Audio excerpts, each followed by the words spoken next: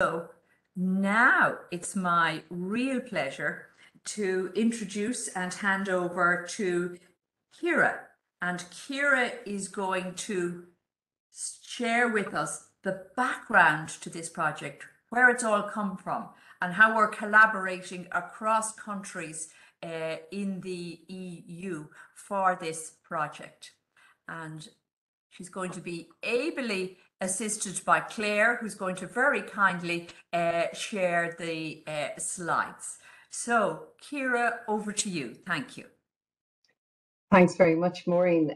So I'm delighted to get the opportunity to share some of what we are learning through delivering person-centered medicines reviews in general practice with the iSIMPATHY project, and I'll give some information about it. But to start, why are we doing this? So first of all, a lot of people in Ireland experience polypharmacy. So polypharmacy is being on multiple medicines. And when we look at people who are on 10 or more medicines, so a high degree of polypharmacy, 22% of Irish adults aged 65 and over would be on 10 or more medicines, and another 8.3% of people aged 45 to 64. So obviously these medicines are intended to achieve benefits, and they certainly do. But polypharmacy is associated with a number of difficulties. So there is an association with an increased likelihood that some of these medicines will be inappropriate, that the person will develop adverse drug reactions or harm associated with some of those medicines alone or in combination. And people who are on medicines utilize healthcare to a greater extent, multiple medicines. So this is both, their comorbidity leads to people being on multiple medicines, and then they've higher requirements on healthcare. Any of us can imagine immediately that taking 10 or more medicines regularly is a burden. And so that complexity affects the individual themselves. They may need family and carers to assist them with their medication. And it's also quite complex for any healthcare professionals dealing with that person, trying to really sift between the issues. So the other issue is adherence. So once people move beyond about 4 regular medicines, non-adherence becomes a problem. And that is split roughly equally between intentional non-adherence, so people not being able or willing to take medicines, and non-intentional, so where people think they are following the instructions correctly, but they are not. And there are consequences to all of these problems. And overall, we have an issue with waste. So we are providing people with medicines that may not be suitable for them. Adverse drug events, so the answer to the question, the most recent study carried out in Ireland shows that 10% of all emergency admissions of people aged 65 and older are associated with an adverse drug event. 71% of those were judged to be definitely or possibly avoidable. And that is among the big issues that we're trying to address with the iSIMPATHY project. So iSIMPATHY stands for a very long, it's a very long summary. And really, sympathy was an EU-funded project, and we're now implementing that project. So it is EU-funded with match funding from the Department of Health. Scottish Government are the lead partner, and we in the HSE, along with the Northern Trust in Northern Ireland and the Medicines Optimisation and Innovation Centre are the partners. So in our case, and in Scotland, it's based in GP practices, and in Northern Ireland, they're delivering medicines reviews for hospital inpatients. So we've benefited in many ways by this collaboration, including from long-term expertise and experience of our partners, particularly Scotland in this area, and a lot of the guidance and tools that they have developed, and then guidance and tools that have been developed for the project, including training and peer support. And the project is funded to March of next year, and there's more information on that website, iSIMPATHY.eu. So the core of the project, what we're delivering, we have senior clinical pharmacists working in GP practices, and they are carrying out comprehensive person-centered medicines reviews with the patient, and they liaise with the GP to agree and implement changes. And Claire will go through this and the 7 steps approach in more detail. So we're here representing a much wider group who are involved. So we've 4 pharmacists working with 10 practices in border counties. Celine is the project management lead. We have a steering group and involvement from people in CHO throughout CHO 1 and 8, and Dr. Paul Ryan has been supporting us from ICGP. So the summary of the results, so in brief detail, 1,600, just over 1,600 reviews have been delivered to date, and that works out at about 10 reviews per working week per full-time pharmacist. The average age is 77, but this is not restricted to older people, so it's anybody who's eligible for a review. The main category is being on a larger number of medicines. And we have an average comorbidities of 7, which means we have a complex group with multiple comorbidities. Safety and quality really is our primary aim with this, to improve safety and improve the quality of prescribing and optimize patient outcomes. Overall, people are on an average of 14 drugs pre-review and 12 drugs post-review, and that hides an awful lot happening to make those changes. So each review addresses an average of 13 issues. So these are drug changes, which would be stopping, starting, increasing or decreasing doses. A lot of education and information, monitoring, occasionally of referrals, communication with other healthcare professionals, and medicines reconciliation. And the clinical significance of most is significant or very significant. And out of an analysis of 524 reviews, we found 175 issues which were rated as potentially preventing a major organ failure or an adverse reaction of similar importance. So really very significant benefit from that metric. Polypharmacy indicators are used in the Scottish guidance and in the project, and these are indicators associated with potentially serious adverse outcome. So, for example, people being on 2 agents that increase their bleeding risk, or 3 agents that increase their risk of developing acute or chronic kidney injury. And so in about 74% of reviews, 1 or more polypharmacy indicators were identified, and they could be fully addressed for 69% of the patients. So again, quite easy to see from the nature of these issues how significant it is to address those risks. Patient experience, well, you've heard from James, and overall we have a lot of very positive feedback echoing what he says and other benefits that people have felt. There's a very high uptake of reviews. We really haven't had any difficulty getting people to agree to reviews. Phone reviews were introduced because of COVID, and they've been so acceptable to nearly all patients that actually phone is continuing to be the main method of delivering reviews, although face-to-face is now available as well. There's strong agreement really with the pharmacist's suggestions, but it's very much a shared decision-making process, and Claire will go through that as well. We also have really strong support from patient advocates more widely, so on our steering group and on even the HSE Board Quality and Safety Committee, which is very welcome.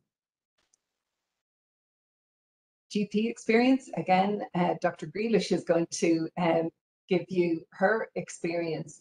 And we have surveyed the project GPs and pharmacists. And so project GPs are finding that there are a lot of positive effects on patients and multiple aspects of patients' lives.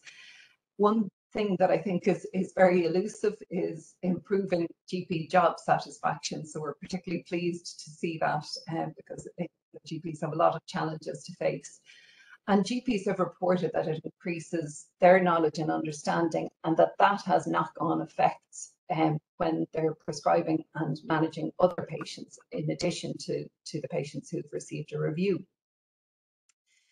Some of the key facilitators called out by GPs are the pharmacist's knowledge and skills, so their expertise, the capacity and the time to carry out the reviews, and the fact that the pharmacist is communicating directly with the patient. So that means that there's been a discussion and agreement with the patient first, and that makes it easier to action the recommendations from that review. And I suppose the capacity and time is really crucial, and that is really what the EU funding is paying for. The big challenge for GPs with this, as with others, is so even though we are trying to minimize the time needed for GPs to interact with the project, that is the biggest challenge. GPs were unanimous in support for continuation and spread as well. And then finally, we have a cost effectiveness calculation. So although the reviews are time consuming, so they take quite a lot of time, and there's costs associated with that. The cost savings delivered per review, mainly due to the direct savings associated with not having to dispense those medicines over the year following the review. So the savings from drugs not dispensed are considerable, and there is a smaller saving calculated associated with preventing hospital admissions due to ADR, avoiding those adverse drug reactions. So overall, even though there are costs per review, overall it delivers a cost savings to the health system of 208 per review. So I'll pass over to Claire now.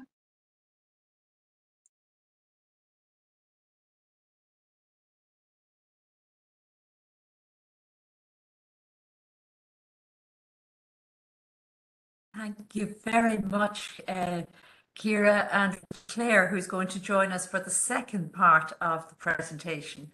Thanks, Claire. Can you hear me now? Yes, lovely. Okay, thank you. Okay. Hello, all. Sorry about that. My name is Claire Kinnan, and I'm one of the iSIMPATHY project pharmacists. And as Ciara explained, an iSIMPATHY review is a comprehensive, holistic, person-centered medication review, which quite rightly prioritizes what matters to the patient. But to prove the full value of this initiative, we need to demonstrate not only improvements in patient-reported outcome measures, but that the shared decision-making we employ also reduces potentially inappropriate prescribing, which is known to result in medication-related harm. So I decided to make this the focus of my dissertation project. Again, Ciara has touched on the 7 steps of an iSIMPATHY review. You've seen this picture before, but you can see that the steps are centered around the person. The World Health Organization states that person-centered care is based on knowledge of the person in the wider context of their lives, facilitating recognition of problems rather than just diagnoses. And we can't address people's problems if we don't know what they are. So iSIMPATHY reviews start by establishing what matters to the patient. Then we look at what medication is essential to achieve this and what is not. We look at whether the drug is working or is likely to work for the patient, and whether they are experiencing, or importantly, whether they are likely to experience side effects. We consider the cost effectiveness of medicines, and finally we bring it back to the patient, agreeing a plan that is both person-centered and evidence-informed.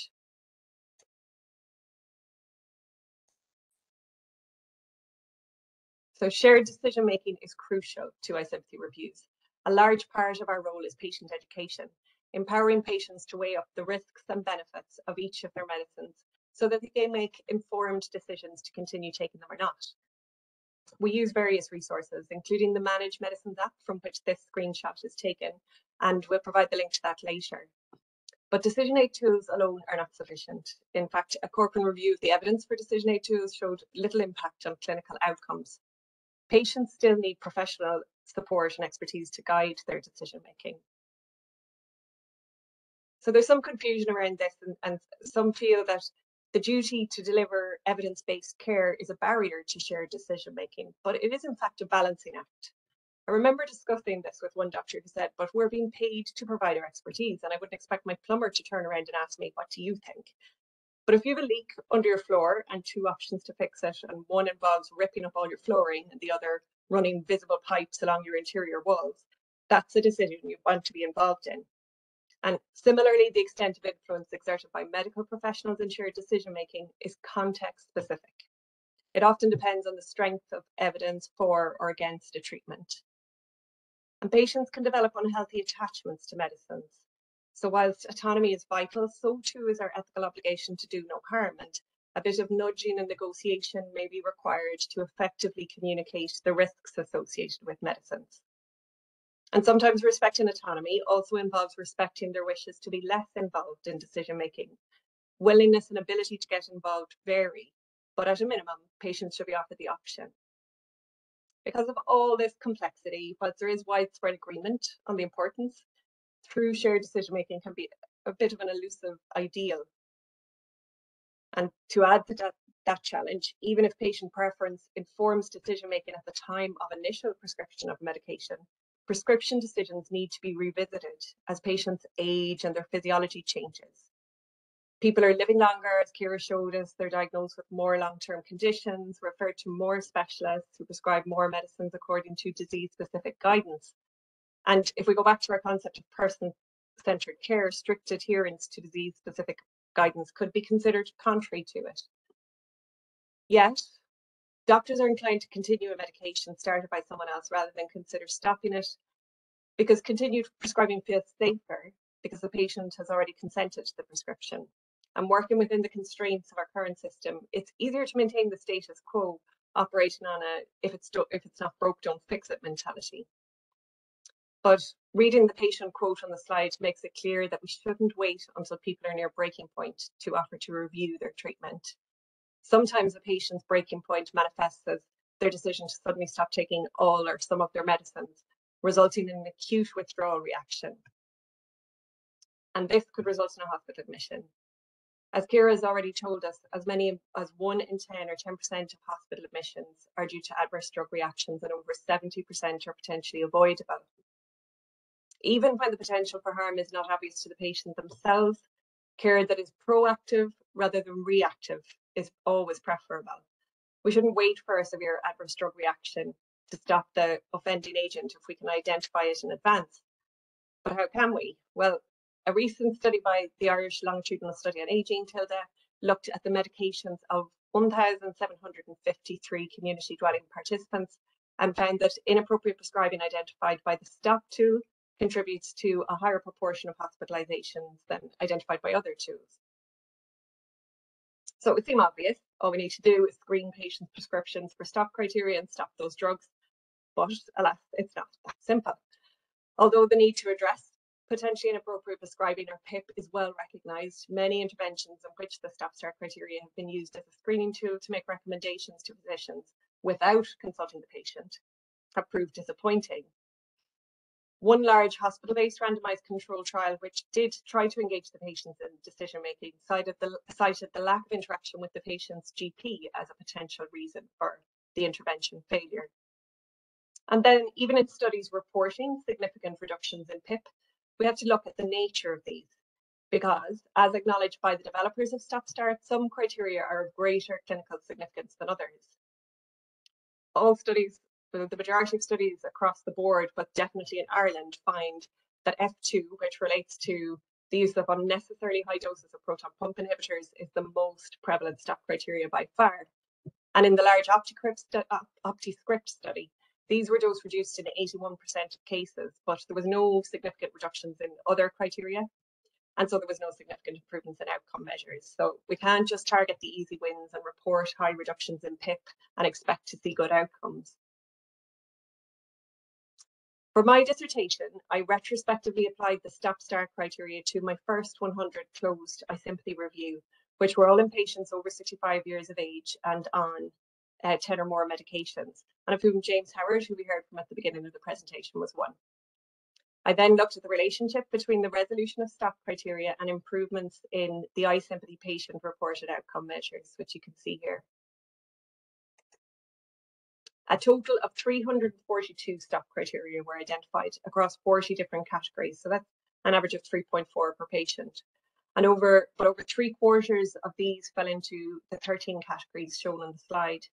And this relative prevalence of stop was similar to other Irish studies. So even though the sample size was small, there was a national context to the results.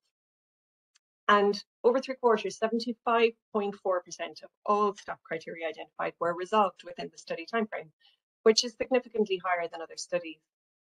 You can see in this bar chart a 100% success rate in resolving criteria relating to the inappropriate use of NSAIDs and dual antithrombotic therapy. And Ciara has already mentioned the clinical significance of these because they're associated with kidney injuries and bleeds, which are common causes of drug-related hospital admissions. You can see there was less success stopping hypnotics and benzodiazepines, but like many medicines, these have to be withdrawn gradually rather than just stopping them suddenly. And application of the stop criteria gives you no credit for initiating the withdrawal process. So overall, this high reduction rate across a broad spectrum of stop criteria is very promising. And what do the patients think? Well, 88% of patients reported an improvement in at least one PROM domain.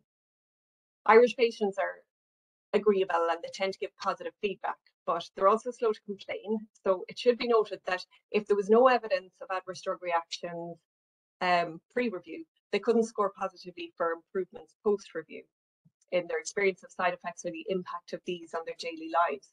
Yet over half of the patients did report improvements in their experience of side effects, and over 20% noted an improvement in their activities of daily living.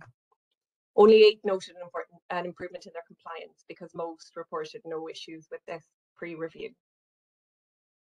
So I deemed scoring positively in only one of these domains, which was usually understanding, as a low yield in terms of PROM improvements, whereas those who scored 2 or more generally reported improvements in their experience of side effects.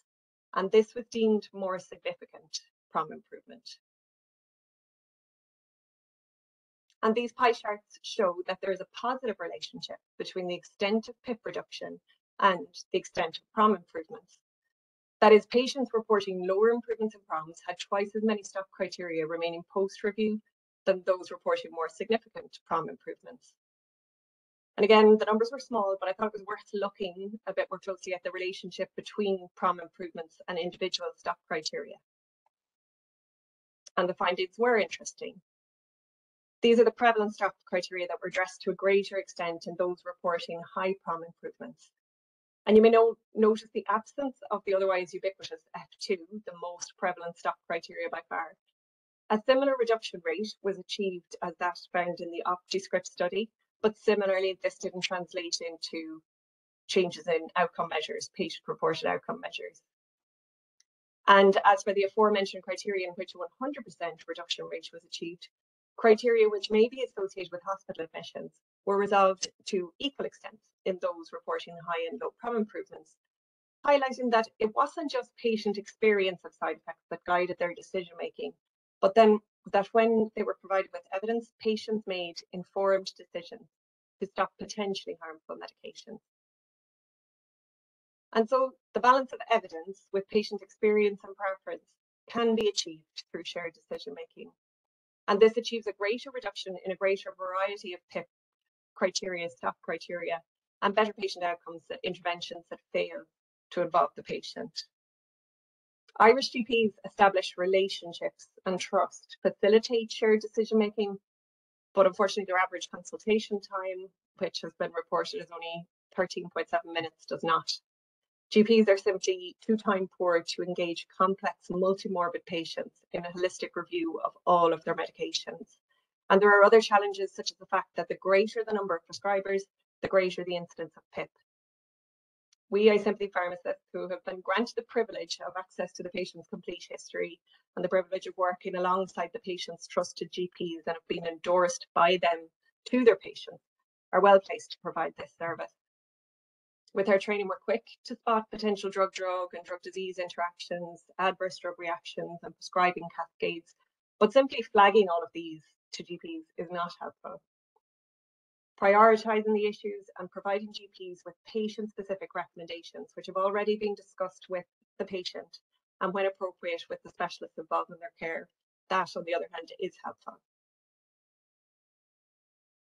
So iSimpathy training is to come online shortly and you can contact Celine for further information about this. But in the meantime, you can see links here to some of the other resources we use, including the app the screenshot was taken from earlier. And it's not just decision aids available on that app, there's much more resources such as information on revised treatment targets and frailty, falls risk medicines, anticholinergic burden, and much, much more. So I leave it there, but I hope you agree that embedding this service would be a positive step towards addressing problematic polypharmacy. Thank you. Over to Majella. Stop sharing. Thank you very much, Ciara and Claire, who've really taken us through the wonderful achievements of this really important patient safety quality improvement project from a patient and pharmacy and general practice perspective. I read, preparing for today, the report that Claire mentioned, which is the iSimpathy interim report. So anybody who wants to read a little more, the link is in the chat box. It's held on the Lennis repository, which is our repository of reports for the HSE. So without further ado, it's my pleasure to welcome Dr. Majella Daly. Majella Grealish, sorry, Majella, I've given you a new name. And Majella is going to tell us her personal experiences of being a GP in practice, participating in this type of multidisciplinary approach. Over to you, Majella. Thank you, Maureen. So as you say, I'm just relating my personal experience. It's Emma that we've had dealing with us in our practice. We're a large GP practice with 8 GPs between 2 centres. And I can say that without a doubt, Emma's appearance in our practice has been the single most important change in our practice in the 20 years since we were established as group practice. Thank you so much to Ciara and Claire. That was really informative, so it was. As you said, with so many of our patients being on multiple drugs, it can really be overwhelming trying to figure out where you even start with rationalising the medication that they're on. These patients are often elderly and very vulnerable. A lot of them have hearing problems. And as you've made reference to, in general practice, we simply don't have the time to go through all of these drugs in detail with the patients. One of the big things that you brought up is the gradual removal of drugs that may not be acknowledged as being important in STOP, but it's the safe way of doing things. Even just yesterday morning, Emma's on holidays at the moment. We miss you, Emma. There was a patient of mine that I was taking off one antidepressant medication, put on another. I've just become accustomed to saying to Emma at this stage, Emma, what do I do here? Instead, I got onto my local pharmacist and it was back to what had been the case before Emma arrived. Sure, we'll slowly cut down this one and increase the other, but we're really both just chancing our arms. We don't have this depth of knowledge and resources that Emma brings to our practice. The benzodiazepines was mentioned. That's been a huge help in our practice. People are coming off these things so slowly that they don't even realise that they're coming off them. I noticed in, I think it was Ciara's presentation, there was reference to the pharmacist's knowledge. We obviously have the star pharmacist in our group then, because Emma's knowledge is amazing, so it is. There is not any question that I can put to Emma where she doesn't immediately give me the evidence-based answer. The patients love her. They love having the chats, so they do. The one drawback that I have to say is that, you know, when we get our slot, our 10-minute patient slot to review Emma's review and go through it, it's, oh my God, where do I start? It's not unusual to find a list of 8 things that we have to act on. And whereas you might think, you know, well, yeah, sure, you just stop this or you start that. Again, the girls said it's not that straightforward. Sometimes the medications have been started by other doctors, consultants, and the easier option definitely is just to leave them on the medication. But with Emma's advice and help, we can decide whether it's appropriate to do that or not. I'm surprised at the 14 to 12 reduction. I would have thought it had been a lot more significant. And maybe some of that is because on our repeat medications list, Emma will just say, well, look, there's 1, 2, 3, 4 drugs here that the patient hasn't taken in years, you know. So like, let's just take that off the list. It can make it safer when the patient is going into hospital. There won't be confusion with hospital doctors and pharmacists as to whether or not the patient is taking the medications. The other thing that I noticed, the 10 reviews, I think for somebody looking at this talk might think 10 reviews in a week, that doesn't sound very productive, but there's huge amount of work goes into these. It's so time consuming, so it is. Emma goes through the chart with a fine-tooth comb and she figures out why patients were started on some drugs. And I must confess, in some cases, you know, these have been started years ago by possibly some junior hospital doctor who, you know, may not have had the evidence base at hand. And we've gone with the easier option of just leaving the patient on it. So I don't know if I have anything else to say other than iSIMPATHY has definitely been the most wonderful thing to come into our practice. And thank you very much to Emma and to all the iSIMPATHY people. And I hope this is not a project that ends next year, because I've just become so reliant on Emma. I don't know how I could manage without her going forward. Thanks. Magella, thank you for the real world stories and examples of how this approach is making such a dramatic difference to patient care. So as I was listening to the 3 presentations, what's going through my mind I'm going to share with you now, but I'd love to hear from the audience what's going through your mind. What do the presentations mean for your practice? Have you any questions you'd like to ask our expert guest speakers? Now's your chance. So a little typing into the chat box. So thank you to Kira, who's answered our opening question. We now know it's 10% is the number of hospital admissions that are related to adverse events. And I'm noting, and we've all mentioned it, 71% of those are avoidable. So if we're thinking about why this project is important, that's all we need to think about. Claire, for telling us about starting with what matters to the person who's prescribed the drugs. Really so important. Shared decision making, giving options in terms of shared decision making, not presuming what the person wants for themselves. Interesting to note the uptake in phone reviews. And obviously COVID has given us that as a new way of working with people.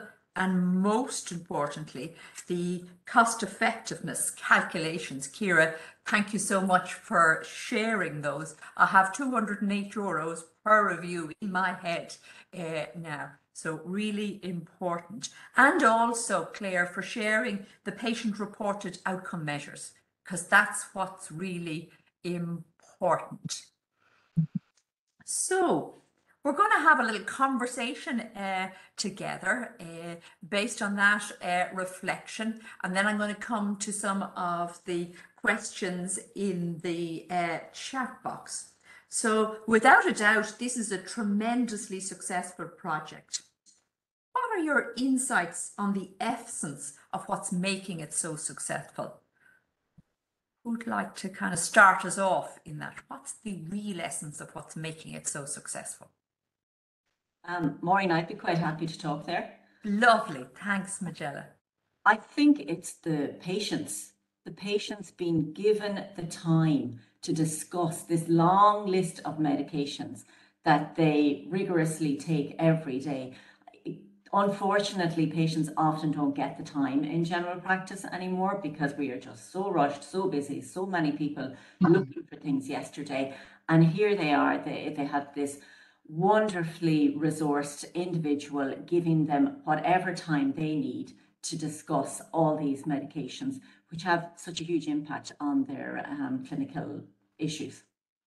Time, a gift to a patient, an individual contact. Thanks, Magella. I couldn't concur more with you. I have a 91-year-old father who is on 16 medications and he's not in a border county. So hopefully something might happen for him and my mum, who is his carer, which really I can personally see what a huge difference that would make. Thanks, Magella. That makes me curious, Ciara, about what the future plans are for iSIMPATHY. This is based in the border counties as it's an EU-funded project collaborating with Scotland. Where do you think we're going to go from here? That's a complicated question, but the process is underway. So it is recognised that this is delivering a lot of benefits and that it is a very high quality approach and that this model achieves a lot. And Maureen, you said most importantly, cost-wise, not really. The most important thing is quality, but the fact that it also saves costs is very very helpful when trying to build the case for spread and support. So at the moment, the case is being built. We're trying to understand how it fits with other, with other systems and services that are either underway now or are coming. I would say that hopefully a lot of spread is likely, and hopefully there will be more of that rather than others. And I just note in the chat, there's a comment about homeless populations and people who use drugs. I think definitely where there is higher deprivation, there is greater benefit from this. So people who are more in need, and maybe the previous comment as well about specific criteria for flagging people for a review. Again, the people who are more in need of a review will benefit greater. But maybe Claire, Claire, thanks for picking up on Ashlyn's question about the specific criteria to flag patients. And Ashlyn, thank you for your question for a pharmacy review. Can I just flag one thing before I say about that? Please do. Magella was curious about the 14 to 12 reduction, and just as Ciara mentioned costs, the purpose of that, Magella, we start from a reconciled list. So like Emma, the rest of us pharmacists are identifying plenty of medications on the patient's list that they're not taking, but because they're not costing the PCRS money, because they're not actively collecting them, that reduction from 14 to 12 is only drugs that the patient is actively taking. So those ones that get scratched off the list that shouldn't be on the list anyway because they're not actively taking them, we do kind of keep a record of them, but they don't count in that figure. So just to explain that. But in terms of flagging patients for review, we started off, as I said about my dissertation project, in the population on 10 or more medicines. And then as kind of enthusiasm for the project grew and we were having referrals from community pharmacists, from practice nurses, from GPs, we widened our population a little bit to those that still needed review that were on 5 or plus meds. So we're currently working with anyone over 5 meds. Oftentimes they're still in the 10 plus category, but that is really the only criteria, that they have polypharmacy.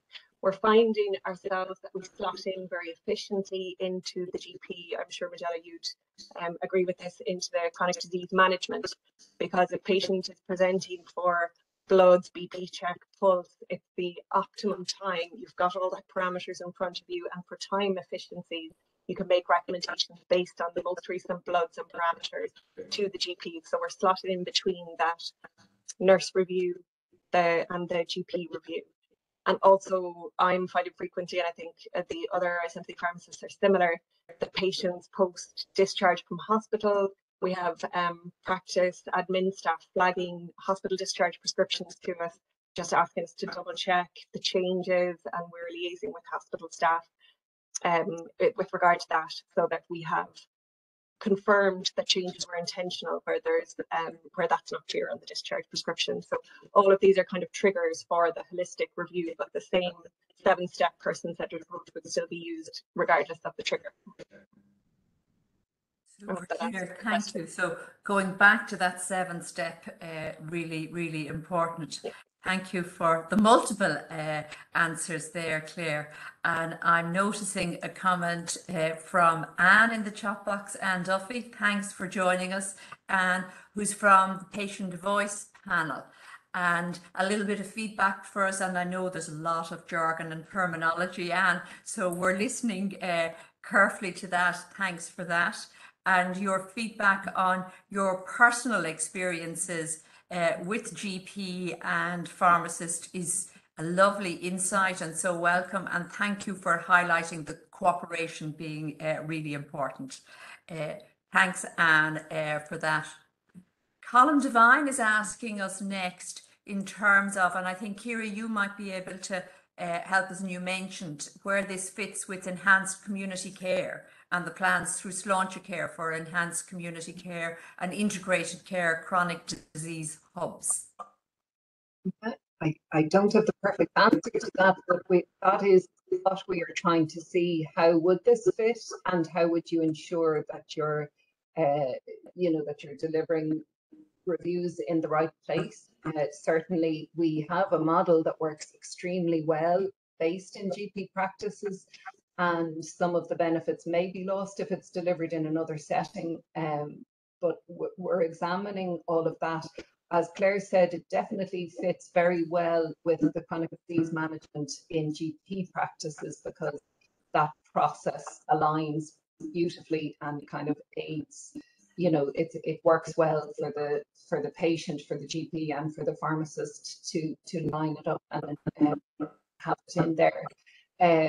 But yeah, we're working to try to work out how it should fit and how we should deliver our services overall, so that people with chronic disease and with polypharmacy receive really high quality care and have good outcomes. Just to say, I think we all, the project pharmacists, are individually liaising where possible with, like, I'm going up to meet the team at the Integrated Care Hub in Cavan Hospital this Friday, actually, for a meeting. We have communicated before, we're having a face-to-face meeting on Friday. So we're establishing our links, working out pathways of working efficiently together and cross-referrals. So we're all working on that individually and locally. As it emerged, thanks, Claire, for that, for sharing that insight. That's great. And finally, we could have a conversation, I think, and keep going, but alas, our time is running a little short. So I'm going to finish off with Laura McCahon's comment in the chat box, and thanks, Laura, for that. And she's commenting that it's a really super clever project, so well done to everybody involved, and wondering about the liaison with OPD clinics, and if there is, and I listened carefully to linking in with consultants. So have you any final insights on the links with OPD clinics? I have a hotline to the heart failure nurses in Cavan as well. They're again, it's all very local, Maureen. It's very individual. But yes, we're finding ways to improve communication at all times, so that those gaps and medication changes, intentions don't fall through the gaps, that everything is most effectively communicated. Super. Thank you to Kira, to Claire, to Magella, and particularly to James, for all sharing their insights and experiences of the projects this morning or afternoon. So in closing out, I'm going to just bring a few notices to your attention.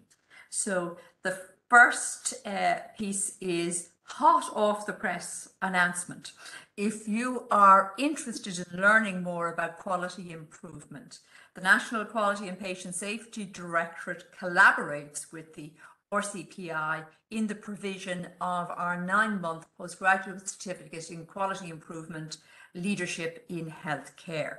All you need to know about that is on the link here, and it's for teams interested in improvement to submit an application by the 24th of June. So you have a little bit of time to get working on your team application. So we move to the next slide. Also, our co-presenter, Dr. John Fitzsimons, has been very involved in the publication of a new handbook of patient safety. So it's like your BNF for drugs. It's your patient safety handbook, published by Oxford University Press, edited by Professor Peter Lachman and many authors from across the UK and Ireland. So it does require a little purchase, but it's not very expensive, but your local library may be interested in purchasing a few copies for your service. So the link is there. We have a QPS Ireland network map connecting people across Ireland who have a passion and interest in quality and patient safety. Again, we're dropping just the link into the chat box of how you put yourself on the map. And the map is publicly searchable, where you can find people across Ireland who's interested in quality and patient safety. For those of you who've been leading improvement, we also have another offer, which is you can apply to become a member of the Q community. That's people, to be precise, 4,600 people now across England, Ireland, Scotland, Wales, Northern Ireland and Ireland, who are all leading improvement and supporting and networking, connecting and sharing and learning together. And my colleague Caroline Lenny-Nanan, we're delighted to talk to anybody about how you apply to become a Q member. So finally, date for your diary. Our next QPS Talk Time is on Tuesday, the 21st of June. And Dr. Mary Brown and colleagues will be sharing learning from quality improvement projects in practice. And I look forward to that. So, going to close out by saying thank you so much, reminding you of the short survey that will pop up as you exit out of this WebEx session. And also, if you'd like to be added to our mailing list, please email Naomi and she'll add you to our mailing list for QPS Talk Time. You can, of course, also follow us on Twitter at QPS Talk Time. So I'd like to say a particular thank you to Naomi and Shima, who worked the magic in the background to make our presentation possible today, and to our guest speakers. Those of you who are enjoying your lunch listening to us, hope you have the final bites before returning to work. Thank you, everybody.